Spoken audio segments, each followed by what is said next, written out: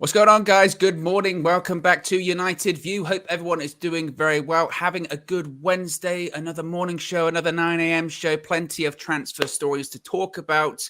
We got some incomings, outgoings. We're going to talk a little bit about pre-season. We're just going to talk about, I guess, everything. Now, I'm feeling in a bit of a positive mood from yesterday, DJ. A little bit cautious optimism, as Marcel would say.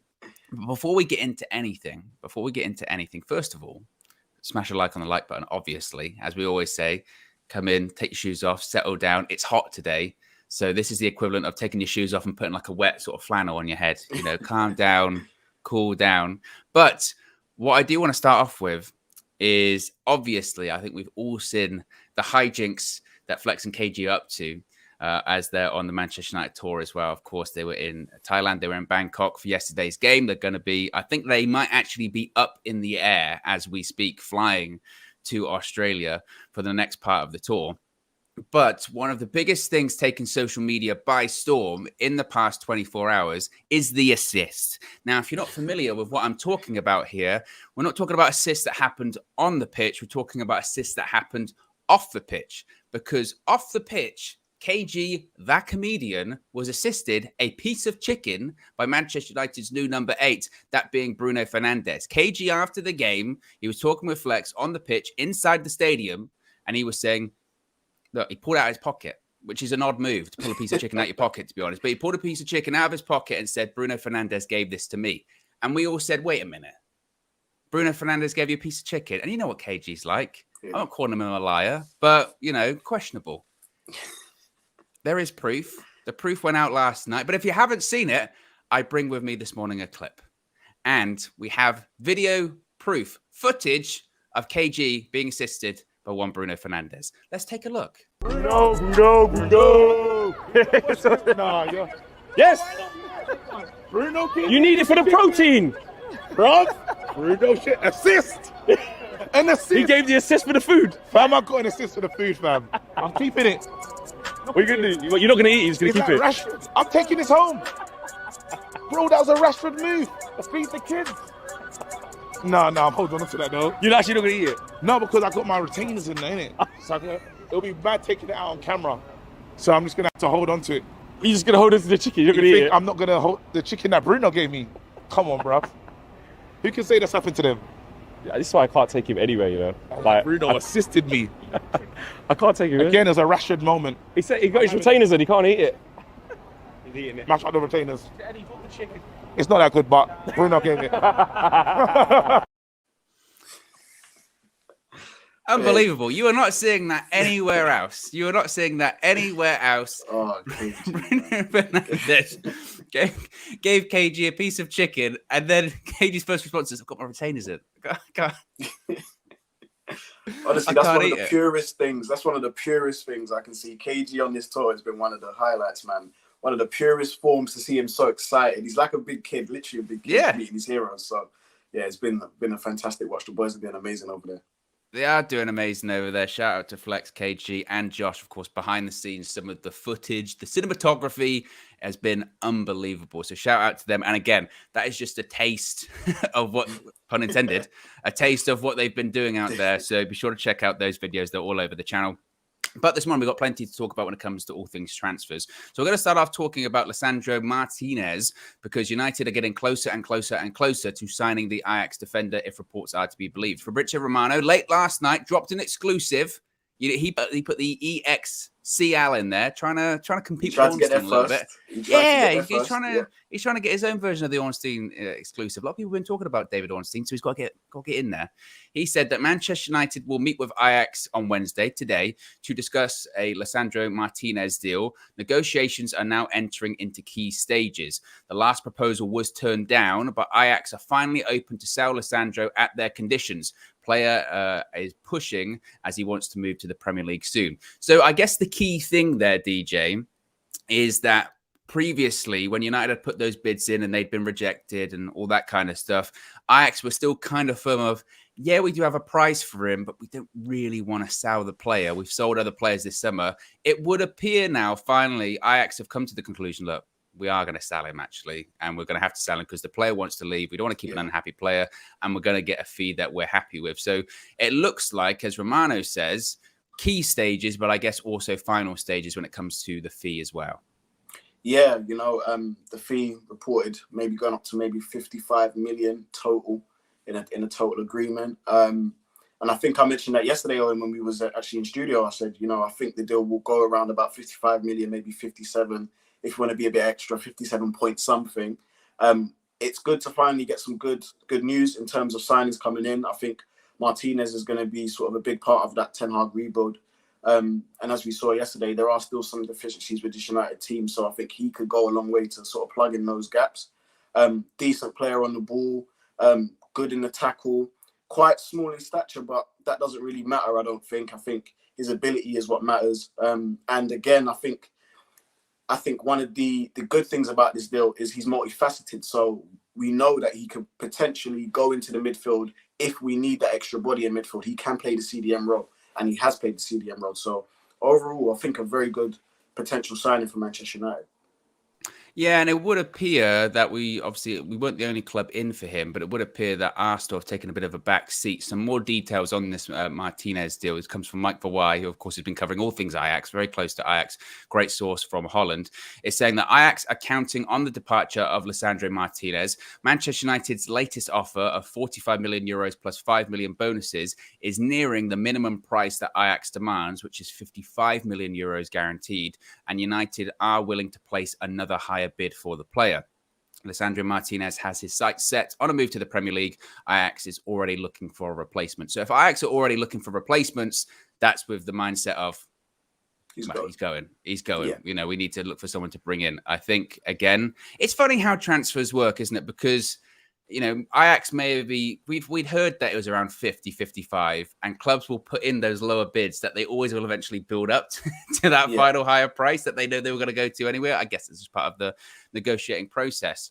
When it comes to Martinez, though, watching the game yesterday, and it's difficult to take loads from the game yesterday. It's just a game of preseason. It was two sides, separate sides in each half. But how do you see him fitting in to Manchester United, particularly with how we're looking to play out from the back? Yeah, I think his ability on the ball and his ability to pick a pass, I think that really makes him stick out. Obviously, he's naturally left-footed as well, so he can definitely play on the left side of the defence. He's got a turn of pace as well. He's quite a very good all-round footballer. Do you know what I mean? And I think as I mentioned before, I do believe he may be used in midfield. And honestly, I do think he will be used in midfield a lot more than centre-back. And, there was a couple of fans that, were saying they would prefer to have a specialist in one area or the other. I understand that. But when the budget's quite a fixed budget for Manchester United this summer, it's good to maybe get those multifunctional players in. It's kind of like getting two players for the price of one, really, if you really think about it. I think he would affect the game definitely in the defensive areas in terms of, stopping the opposition, but also being able to distribute from the back as well. Yeah, I think that's the key thing. We saw it a little bit yesterday. I think that was the one thing that I would say that is going to take a lot of time. I said it in my fan review after the game that definitely it's almost proven, isn't it, that Erik ten Hag can get his kind of pressing ideology across pretty quickly. Give him a couple of weeks. They're just saying, look, constant pressure on the ball, particularly in that final third when the defenders have got the ball, push them really hard. And that's how we got our goals yesterday. That kind of possession-based style of playing with the ball in tight areas, keeping hold of the ball in the middle of the midfield, that's going to take a little bit of time because some of those players, I guess some of those players just technically aren't proficient enough to do it. And that was almost evidence when you had people like Zidane Iqbal and Charlie Savage come on that were just half decent on the ball, actually looked quite comfortable in midfield. But we did see on a couple of occasions an attempt to play out from the back. There was one case where, and it's that clip that's gone around on Twitter loads I've seen, of when De Gea didn't even take the goal kick, right? It was Lindelof passed it to De Gea and we were trying to pass it out from the back. If that's how Erik ten Hag wants to play, and clearly he does, then you would look at a player like Lisandro Martinez, who I guess is your more modern day centre back, i.e., it's not too much. He's a smaller size, clearly, but it's all about what he can do with the ball at his feet. He can play in midfield again because he's good with the ball at his feet.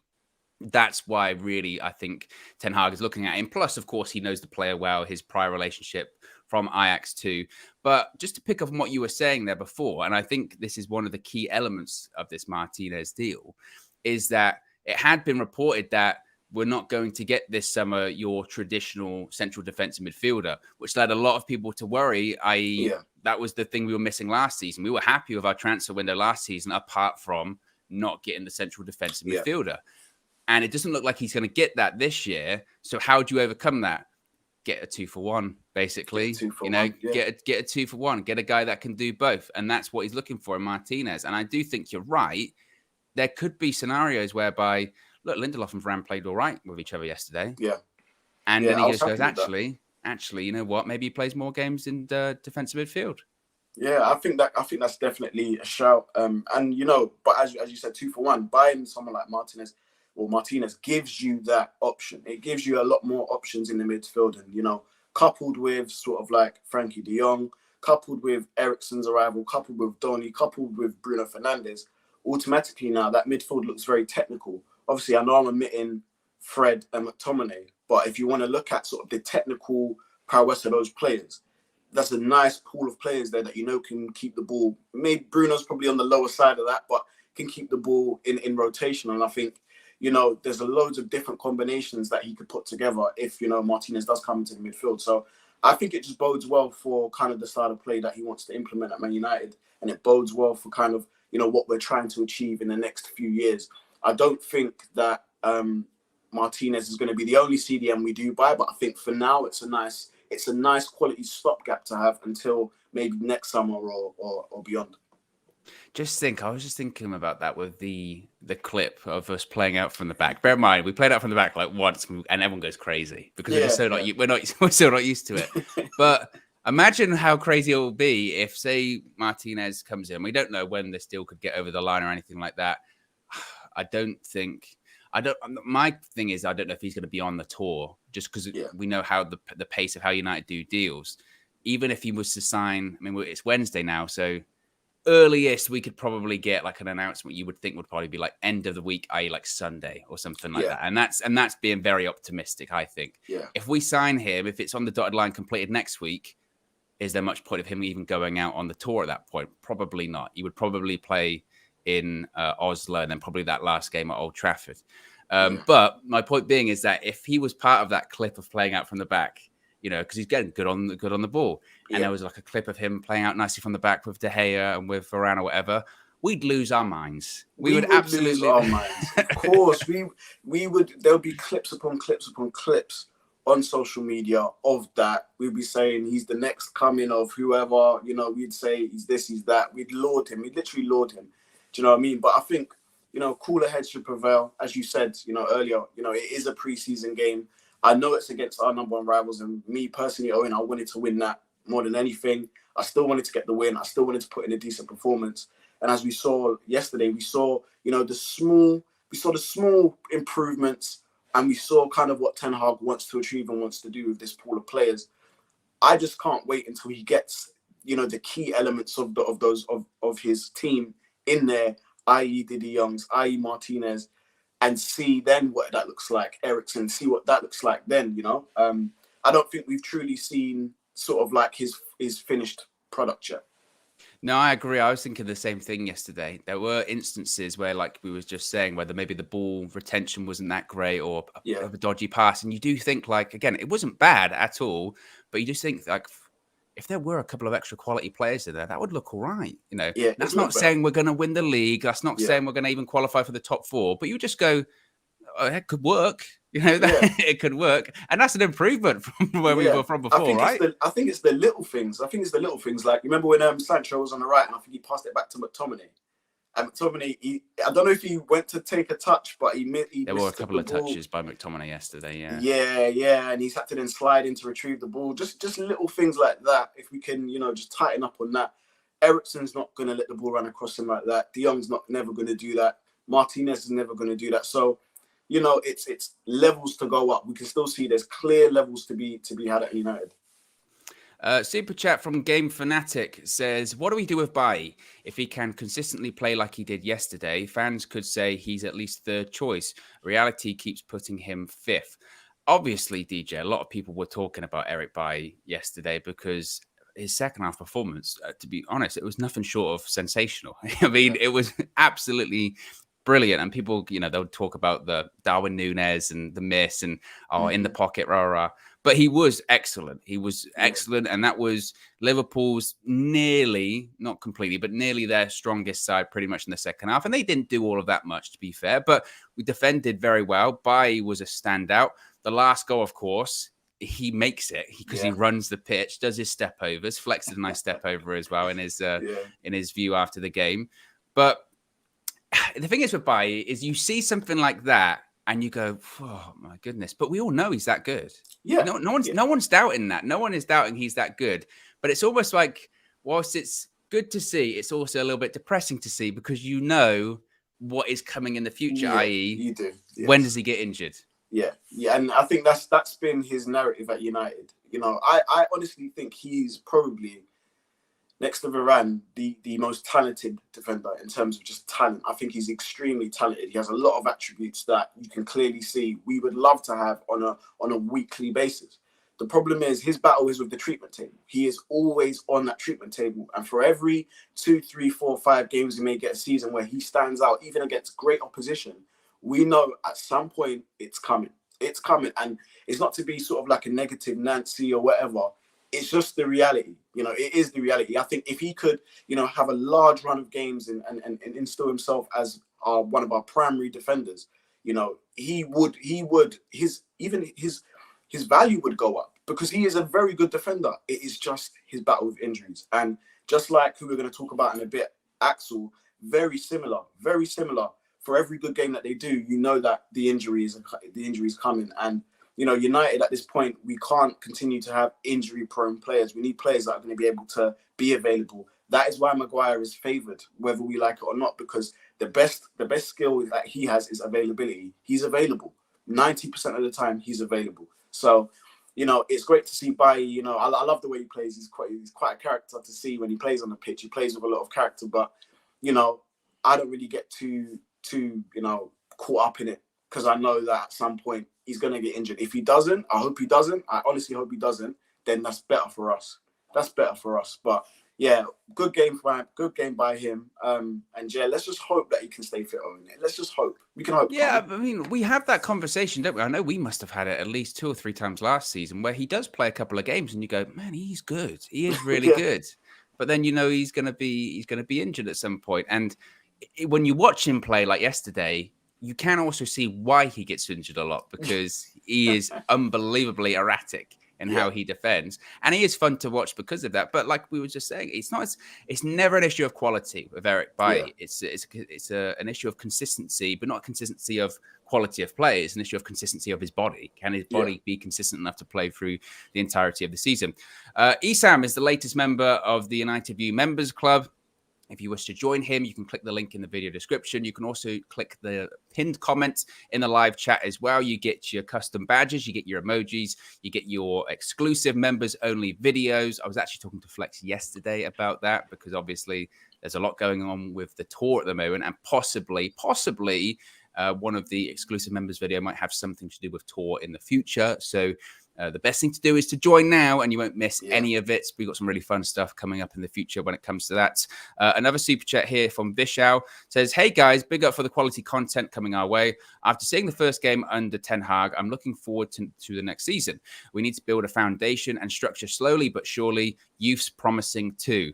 I would say, DJ, just to pick up on Vishal's point there, that the youth is somewhat promising, isn't it? Especially with some of the names that came on yesterday. Yeah, 100%. I was extremely impressed with Charlie Savage and Zidane Iqbal.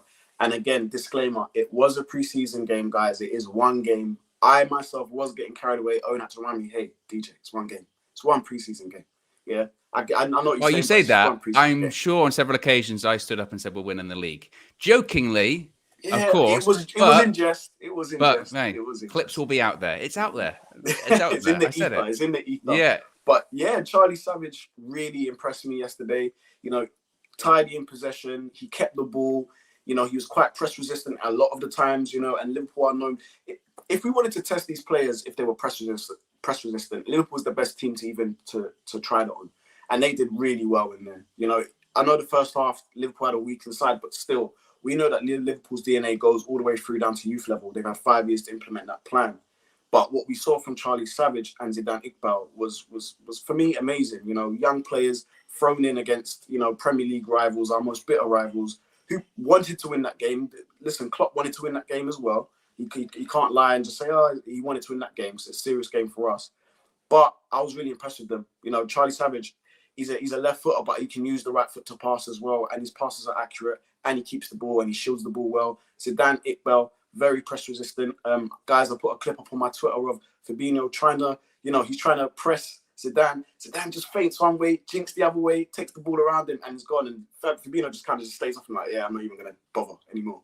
Do you know what I mean? And that's what we want to see from our young players. So, Vishal, thanks for that super chat. It gives, you know, Ten Hag a nice basis of young players to look at, and gives him maybe a couple that he's going to maybe blood into this first 11. We've got over 1,700 people watching and under 300 likes. Ooh, Mr. Phelan, he's sitting there somewhere. Sometimes he's not even watching, but he can just feel the likes are down and his eye will start twitching like that. He'll go, oh, so there's something wrong. You know, it's like Star Wars. It's the Force. He goes, something's wrong. He'll start grabbing his chest. He'll go, oh, what? I think the likes are low. There's something going on. So be sure to smash a like on the like button. Let's see if we can get to 500. That's always the benchmark. I want to talk about Cristiano Ronaldo, DJ. Now, the title we've gone with there is Ronaldo set to stay. And it might not be for the reason that you think, because there's been lots of speculation about Ronaldo's future over the course of the last 24 hours, i.e. him being offered to several clubs, but lots of clubs saying no. Therefore, he's going to stay at Manchester United, possibly. So these were reports coming out of France, and they were actually during the game yesterday. I had the laptop in front of me, and we saw this stuff popping up. And the game finished, and Marcel went, "Did you see that about Ronaldo?" And I was like, "What?" He went, "Apparently, he was offered to PSG." So Julian Laurens, who of course is a well-known European journalist based out of France, says Cristiano Ronaldo was offered to Paris Saint-Germain by George Mendes, but they rejected the possibility of signing him. They don't feel he is the right signing at the moment. PSG do not have enough space in their wage bill to pay him. From a sporting perspective, too, there are concerns that there isn't room for him in the team. It continues. Bayern Munich have turned down the chance to take on Cristiano Ronaldo, while the Chelsea manager Thomas Tuchel is not keen on him either. So, DJ, there you've got him being offered to PSG, and Ronaldo basically at this point has been offered to most of the larger clubs around Europe, really. Yeah. Bayern Munich, PSG, Chelsea, all three. Maybe not so much, though. The Chelsea one, the directors and the owners are like, well, we would be interested. And the manager's like, no, we just, no. I'm telling you as a football guide, no. You've got Bayern Munich again, Oliver Kahn, the CEO of Bayern Munich, coming out going, no, we're not interested. You've got PSG saying there is enough room on the wage budget. I think PSG, in an ideal world, would love to put Messi and Ronaldo on the same side. Of course they would. Of course they would. Think of the merchandising, think of the profile alone. Would it work in 2022? Probably not. But they would love that idea. But even they, PSG, who make a mockery of financial fair play, financial fair play is nonsense anyway. They sign people like Messi. They sign people like Mbappe. Mbappe's the highest paid footballer in the world now. Yeah. And you go, and how much money are you making? How are you offsetting financial fair play by that? And they go, oh, we are. Don't worry, we are. Of course you are. Even they go, if we signed Ronaldo, we'd be taking the piss, basically. So we're not going to do that. And I'm probably sure they went to Messi. You want to play with Ronaldo? He's like, seriously? No. No. So now I'm the big dog here. No, I'm the big dog here. Yeah, no. Yeah. So they said no, and it doesn't fit in their sporting plan. So because of that, DJ, are we looking at a scenario where Ronaldo stays just by proxy of no one else wanting him? I didn't think it was a possibility until this came out, to be honest. And so, I would actually say now maybe there's a bigger chance now that he does stay. My only issue is, there's some United fans that understand why he wanted to leave. There's some that don't. I'm in the camp of I understand why he wanted to leave. I do. I fully get it. I just hope that now that hasn't damaged his relationship with the fans, because, you want to seek pastures new. You've obviously had family issues. You've not turned up to training and tour and stuff like that. You've been quite quiet. You've let your agent, offer you to different clubs. And then now that it hasn't sort of panned out, you're staying now. And then I think what's going to be very telling is the statement. So eventually, if he does stay, there will be a statement. He'll release a statement. I want to see what that statement says. we will be able to spot bullshit. Him just come out with something that's semi-honest, semi-truthful. You know, he doesn't have to go into sort of like verse and chorus about it, but just something that's going to be a little bit more truthful than the, oh, you know, I've loved United all my life, and you know, it's fantastic to stay at this great club. Please no blanket statements, because we'll see through that straight away. We'll know that your agent wrote that or your PR team wrote that. You had nothing to do with that. So I just want him to, you know, be a bit more truthful about it. So would you rather then eventually he comes out, if say no one wants him, and it doesn't look like many people want him, obviously PSG don't, Bayern don't, Chelsea, Tuchel doesn't, the owner does. It'll be interesting to see who wins that battle, frankly. But would you almost respect it if he does come back into the fold and he is at United this season, which again, the chances that it's almost 50-50, I guess, at this point. Would you almost respect it if he came out and said, yeah, I wanted to leave because I didn't think, you know, the ambition was being met. I'm older. I want to win things. I understand that this is a rebuild and it's not to question the manager or some of the players. It's just a case of this is going to take a lot of time and I don't really have a lot of time. Would you respect that as in, but, you know, that didn't happen. So I'm here and I'm going to try my best. Yeah, I would respect that because we know that that's the truth. You know, if he comes out and says, oh, I never wanted to leave, or just something that is, you know, blanket statement that's written from the PR department of CR7, then I as fans, maybe not all fans, maybe some fans will lap it up and be great. But for me personally, I'd be a bit like, come on, Ronaldo. You know, you've been twerking for all the teams out there in Europe. Fair enough. I understand why you wanted to leave, but now you're back. Just don't act like that wasn't a thing. You know, let's not ignore that. Let's just touch it. He doesn't have to even go into as much as you said. You know, he just says, look, you know, I didn't think that, you know, the ambition was there, but the new manager's come in and made me see, you know, something like that would be a halfway house. The new manager has made me see that, you know, this is the right place to be done. I'll be happy. Or even less than that, you know. That was then. I'm focused on now. I'm a United player. I want Manchester United to win and succeed while I'm here. I give my best at every club that I'm at. Just something like that, and you go, okay, fair enough. Okay, cool. Yeah. Look at us PR team. Exactly. We're pitching statements. Going, what if he said this? No, that's too much. Bring that back in a little bit. We don't need to go. We don't need to go too far. No, I think you're right. And to be fair, I go back and forth on this quite a lot because when we were doing some of the morning shows in the studio with Lex and KG over the course of the last few weeks, I've been saying that I think he'll go. And the reason I thought he'd go is because he's Cristiano Ronaldo. If he wants to go, he'll go. But I guess what we didn't consider, and it was always somewhat in the back of our minds, is that he is Cristiano Ronaldo, but he's Cristiano Ronaldo who's 37 going on 38 and still on a lot of money. Yeah. And that does put in a lot to it. It seems wild that we are in a scenario whereby one of, if arguably, the greatest player of all time can't find someone to sign him. Is kind of crazy.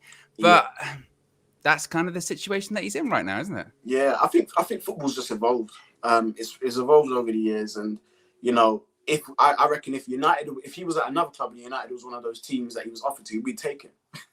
And it just shows you the cultural differences right now. Well, you say that. United. You say that. Yeah. If he was at another club, say he was still at Juventus, and he came to the same sort of conclusion that he's at United now. Oh, I want to leave, new start.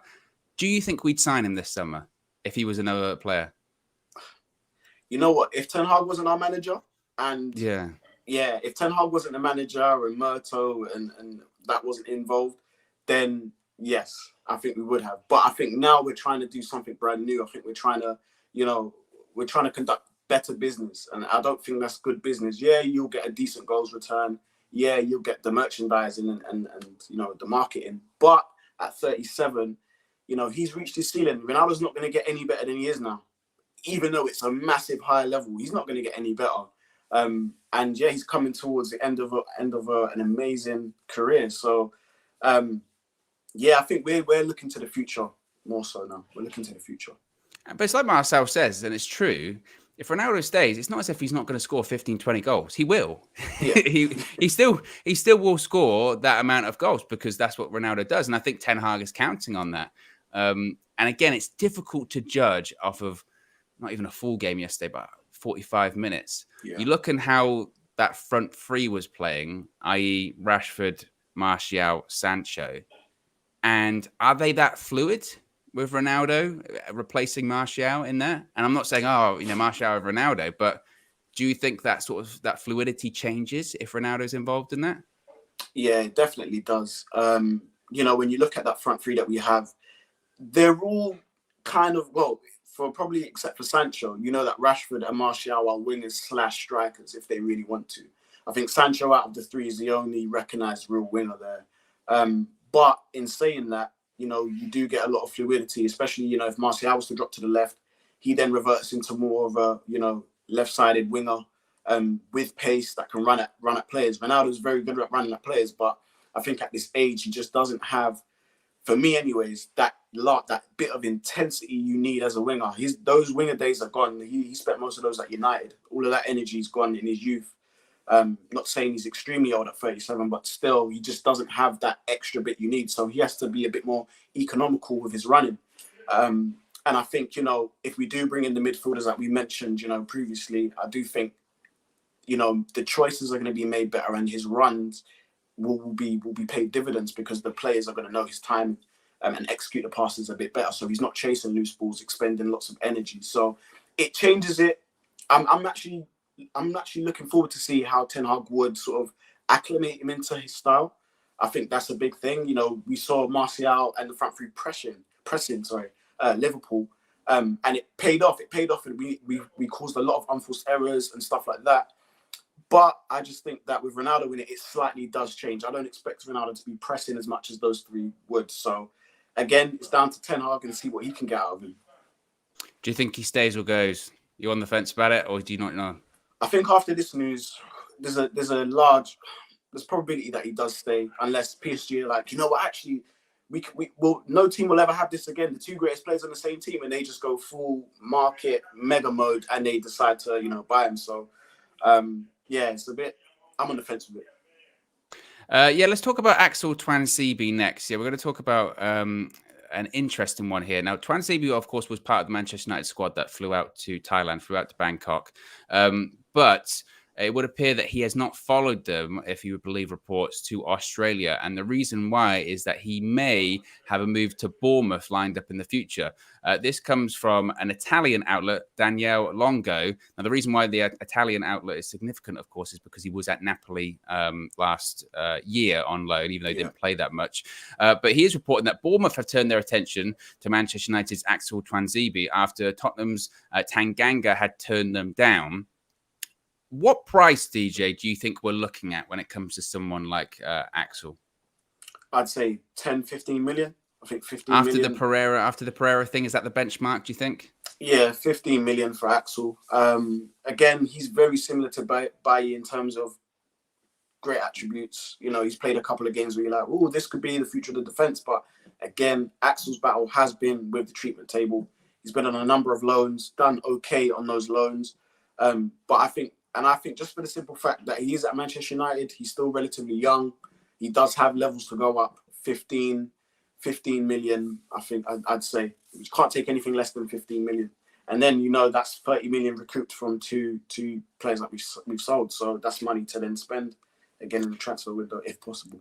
Yeah, he does look like one of those players, isn't it? That at one point, maybe you thought, oh, there might be something there. Because I remember, obviously, he was at Aston Villa in the Championship and had a really strong season with them. Yeah.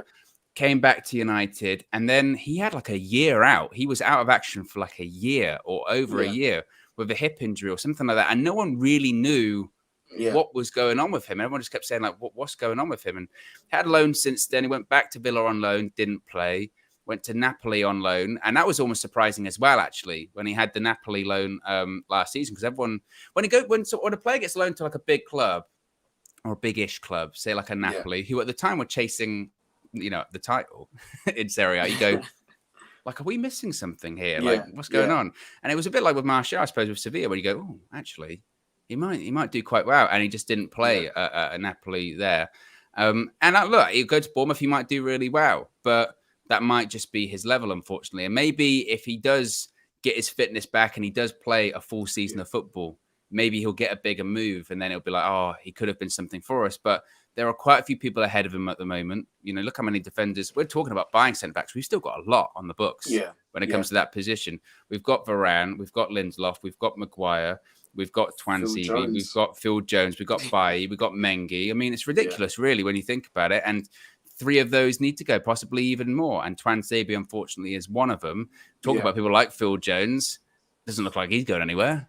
Does it? Still hands on. He still survives. You know what? More power to him, innit? Like, more power to him. He one of Sir Alex's buys. He's still at the club in 2022.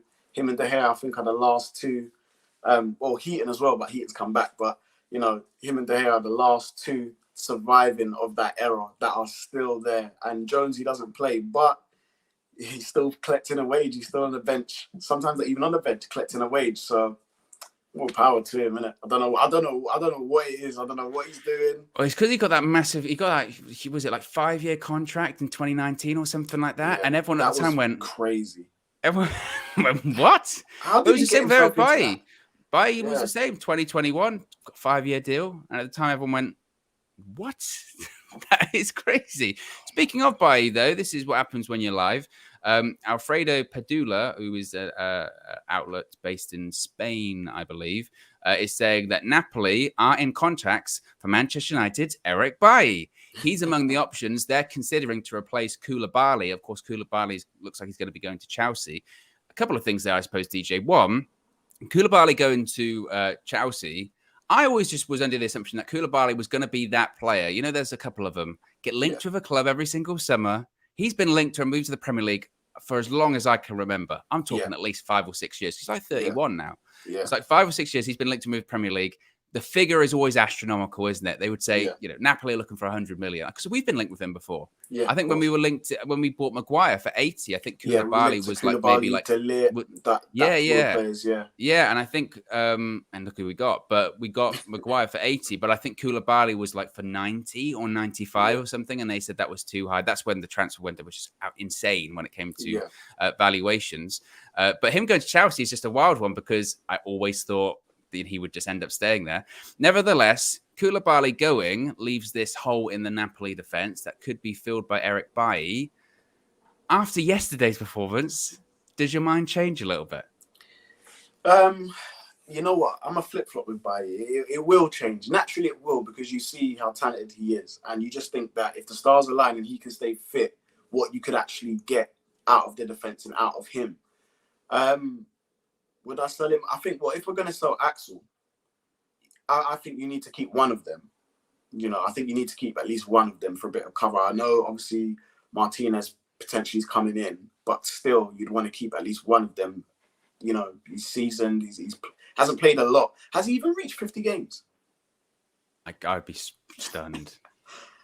Guys, if you know, please find out if Bailly has reached 50 games for Manchester United. Oh, 50. I reckon he's maybe got 50. I'm not sure about 100. I'll check now. Even 80 games. But yeah, I think we need to make a decision and keep one. I wouldn't suggest selling both. But if we're going to sell both, then maybe we're in talks with another defender that we haven't really heard of. So as long as we're bringing somebody in to fill that place, cool, then sell him. Do you know what I mean? Because he's been at United for a long time. And it hasn't gone all smoothly with him anyway. So I'd sell him if we're bringing someone the other way. So total appearances for Eric Bailly, Manchester United, including all competitions, 113.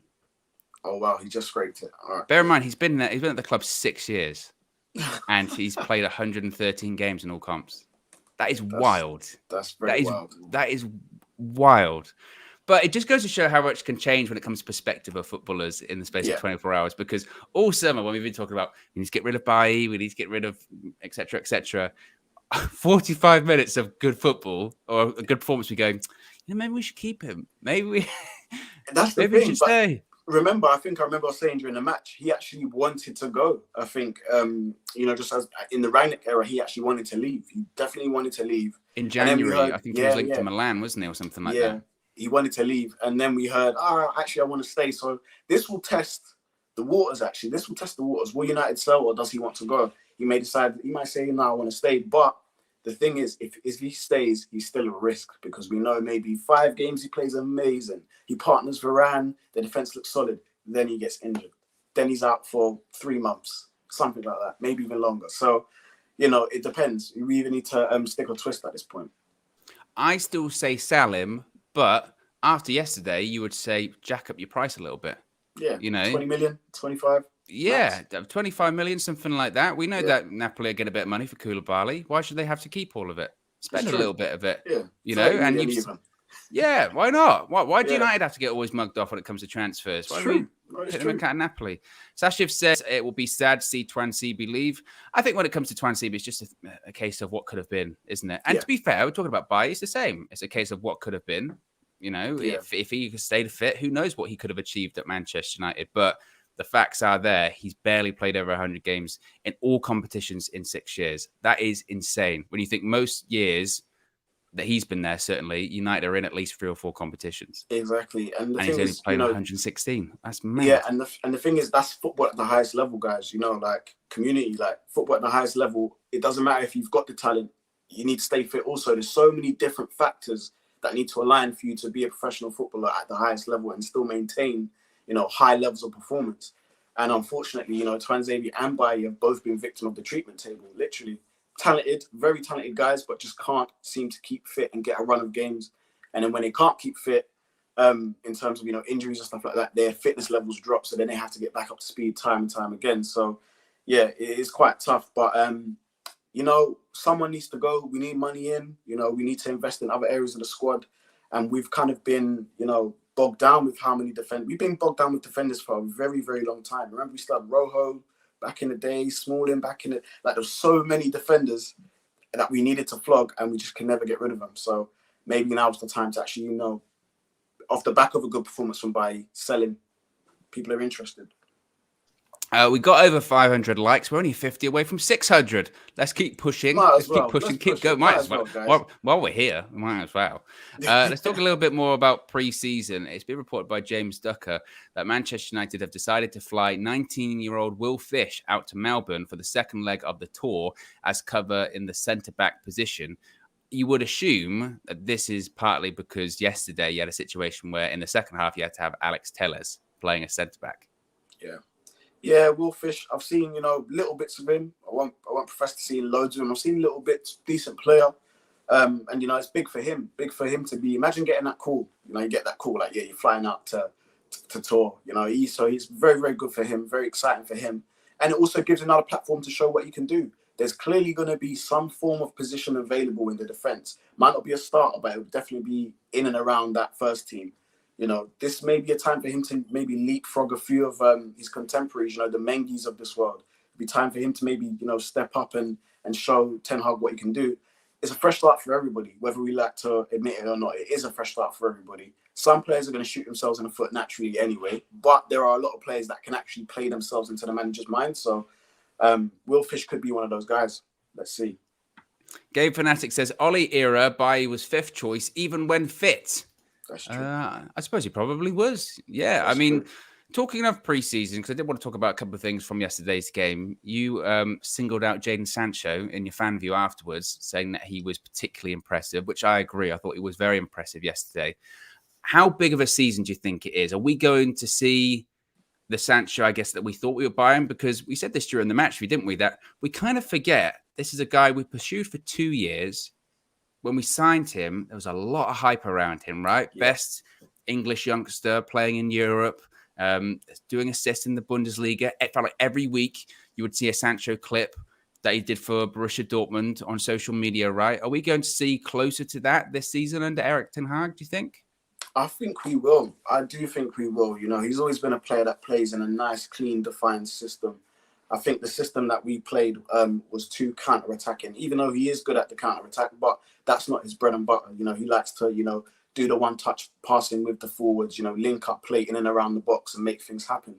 I think last season he was a victim like everybody else in terms of all the stuff that was going on in and around the club. In the words of Faz, all the hoo-ha.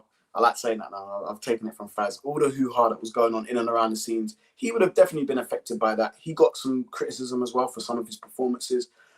Managed to chip in with, I think, was it 4 goals, 3 or 4 goals? Can't remember exactly, but managed to chip in with a couple of goals here and there. And we saw glimpses of the Sancho that we saw at Dortmund. I think this season, definitely with Ten Hag, who's a very meticulous manager, is going to be paying close attention to Jadon, because he actually mentioned Jadon before he actually came to United. He said, you know, I've seen him up close in the Bundesliga and stuff like that. I've seen him in Europe, you know, very good player. So yeah, it is a big season for him. You know, he was sort of lauded as, I wouldn't say Mbappe levels, but he was maybe a tier below that, or a couple tiers below that, someone that could reach that because he had done it in Europe so young. So, you know, I'm hoping that he has a phenomenal season. And, you know, if Ronaldo does go, maybe he's the prime candidate for that shirt. At number 7, Yeah. maybe, just maybe. I mean, 2 + 5, that gets to 7, doesn't it? I mean, what side do you think he's going to play on? Well, that's apparently the rumor behind it, wasn't it? Is that it was 2 + 5, so it got to 7. Yeah. What side do you think he's going to play on? Because yesterday he was primarily on the right-hand side. I do find it funny when people talk about sides because, as you saw in the game, they switch every 5 seconds anyway. But he was primarily on the right-hand side. That's what we bought him for at the time. And a lot of people sort of criticized it because they said, why have we bought, a left-sided player to play on the right-hand side? But can he do that job effectively for us this season, do you think? I think he can. You know, I think his game kind of alters when he plays on each side. So I kind of mentioned it, you know, he gets a lot of assists from the right-hand side. Definitely he did at Dortmund. A lot of assists from not to say he doesn't get assists from the left-hand side, but a lot of his assists did come from the right-hand side for Dortmund. And on the left-hand side, he scored a lot of goals. And yeah, he just plays in a defined system. And I think, you know, he uses the overlap and underlap very well. So as long as we've got, you know, left back or right backs that are providing that extra option by overlapping him, or even, you know, midfield players doing an underlap, you know, i.e. the Donnies of this world, the Ericssons of this world, then you will see the best out of him. That's where he does his best work. In terms of side, I think it will just depend on personnel and game to game. And as you said, they do switch anyways. I think, let's say if Rashford's not on form and Rashford's maybe on the bench, you might see Jadon be put out to the left-hand side. Maybe Elanga then comes out on the right because Elanga's played the right-hand side quite a few times. So there's options there. But I would like to see him start on the right because that's what we brought him for, and develop off the right. I mean, you mentioned the left-hand side there, which was Rashford. Interesting game for him yesterday. Missed a sitter. And he looked really frustrated. He was playing, it was one of those ones, and you can just tell how I think fragile his confidence is right now, because he was playing okay. He looked like he was, quite fluid with the rest of that front three. Missed his chance, and then it was a little bit like, you could just tell the confidence just dropped a little bit. And I guess that's where he is right now. Does he just need, do you think, like that goal, like in preseason, or just something just to spur him on and just sort of snap him back into reality a little bit?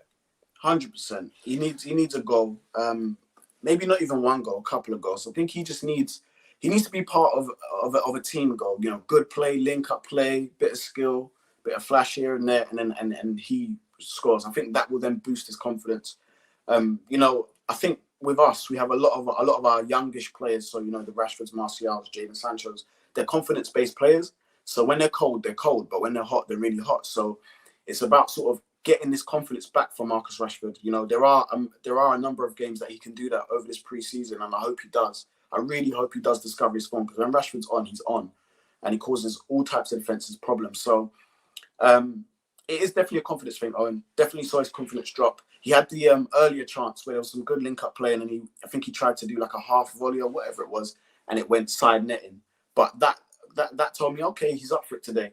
And then after the miss, which I thought he was going to bury it, to be fair, he misses that, and then he goes quiet. We didn't see him for the rest of the game, literally after that, rest of the half, I should say. So, yeah, there's more games for him to turn it around, but yeah, it wasn't his best game yesterday. And I think you can see it when he plays that he is.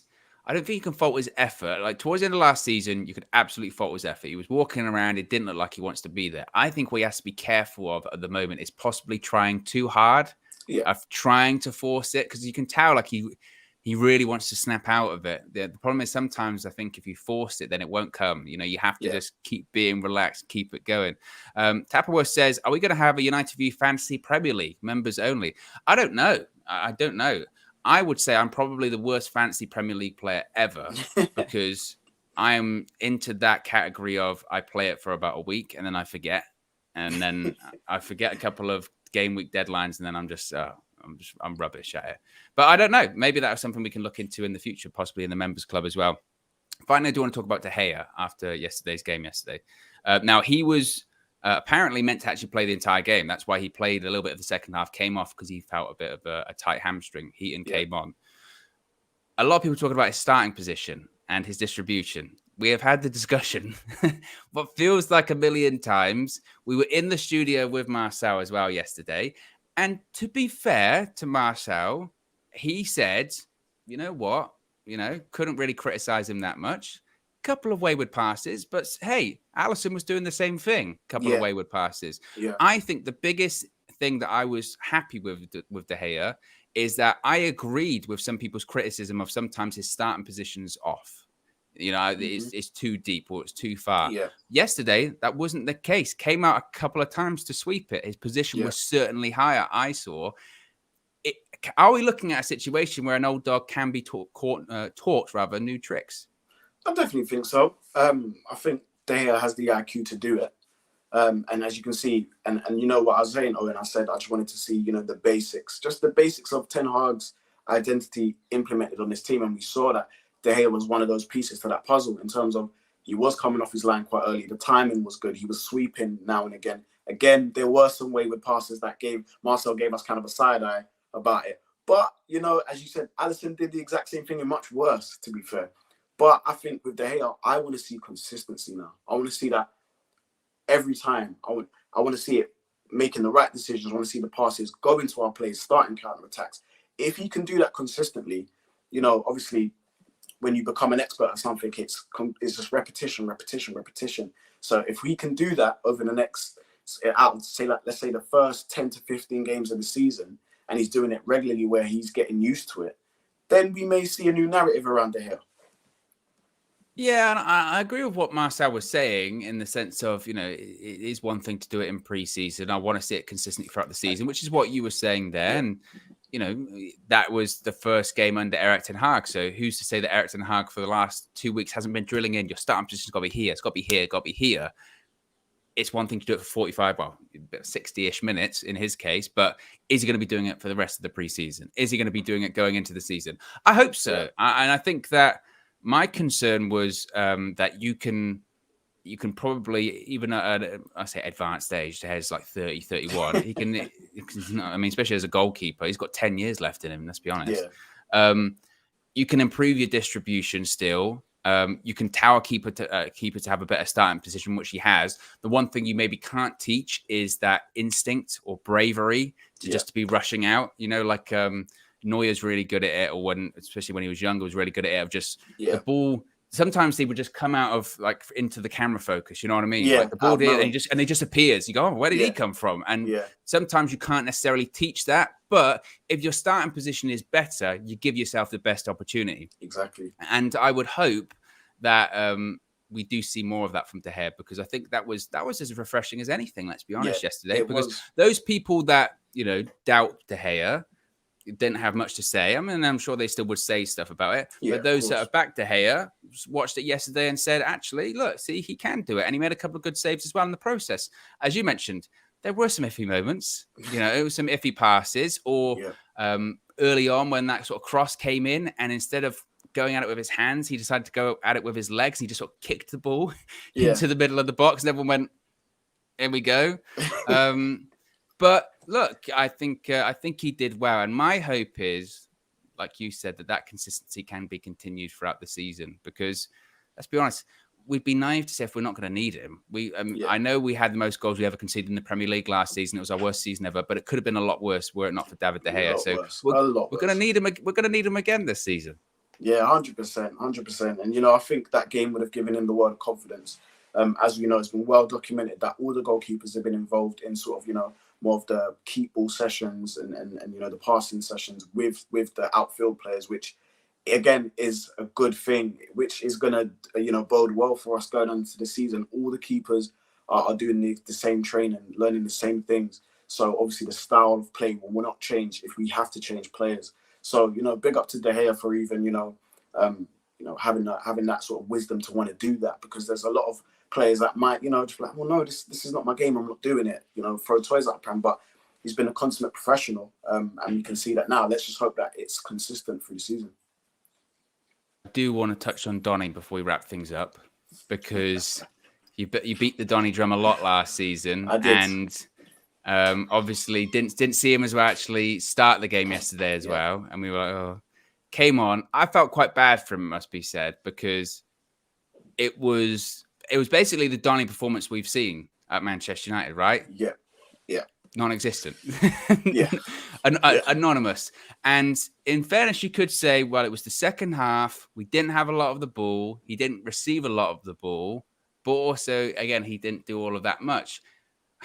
Difficult to judge. But is that one eyebrow being raised of, we've got to see something here? I mean, for me, and this is probably the biggest excuse. So, and if it is an excuse, I don't care. I'm shameless with it. I think that Donny cannot play with those caliber of players. He needs to play with the players that are on his wavelength. So if you put him in the midfield with a De Jong, with a Eriksen or whoever, or you put him into that starting 11 week in, week out, you'll then start seeing the fruits of kind of what he's about. I think you can't just put him into any team with any players. He wouldn't shine. He needs time to. He's a bit of like Sancho. He's a system player. If you put him in a system and you give him, this is your job, this is what you do, he'll do it, and he'll do it great. I just think when he gets thrown into these odd and even games of, we've got academy graduates there, just players that he's not familiar with, he feels very out of sync. That's what it feels like. He feels very out of sync. I think in the limited games he did get in a United shirt, where he's played with the first team, you see at points where he's in sync with a lot of the players. He was in sync with Mata a few times. He was in sync with the better players that can keep the ball. So that's my Donny excuse.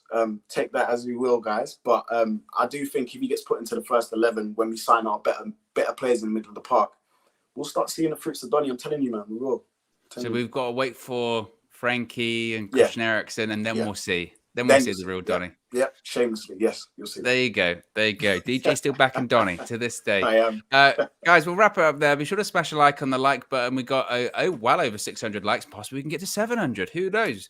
Be sure to subscribe, bottom right-hand corner as well. And if you want to join the United View Members Club, you can do so by clicking the link in the video description. You can also click the pinned comment in the live chat too. We will wrap up before we go to the end screen by watching the clip once again. If you haven't seen it, you can go and watch it on the match day vlog. Be sure to watch that afterwards. It's tremendous. But the rumors are true. KG was assisted. Yes, KG was assisted by Manchester United number 8, Bruno Fernandes. KG was assisted a piece of chicken. And here is the proof. We'll speak to you again very soon, guys. Peace. Bruno. Yes. Bruno, you need it for the protein. Bro. Bruno shit. Assist. An assist. He gave the assist for the food. Fam, I got an assist for the food, fam. I'm keeping it. What are you going to do? You're not going to eat it, you're just going to keep it. Rashford. I'm taking this home. Bro, that was a Rashford move. Let's feed the kids. No, I'm holding on to that, though. You're actually not going to eat it? No, because I got my retainers in there, innit? So it'll be bad taking it out on camera. So I'm just going to have to hold on to it. You're just going to hold on to the chicken? You're going to eat it? I'm not going to hold the chicken that Bruno gave me. Come on, bruv. Who can say that's happened to them? Yeah, this is why I can't take him anywhere, you know. Like Bruno assisted me. I can't take him. Again, it was a Rashford moment. He said he got his retainers in, he can't eat it. He's eating it. Mash out the retainers. It's not that good, but Bruno gave it.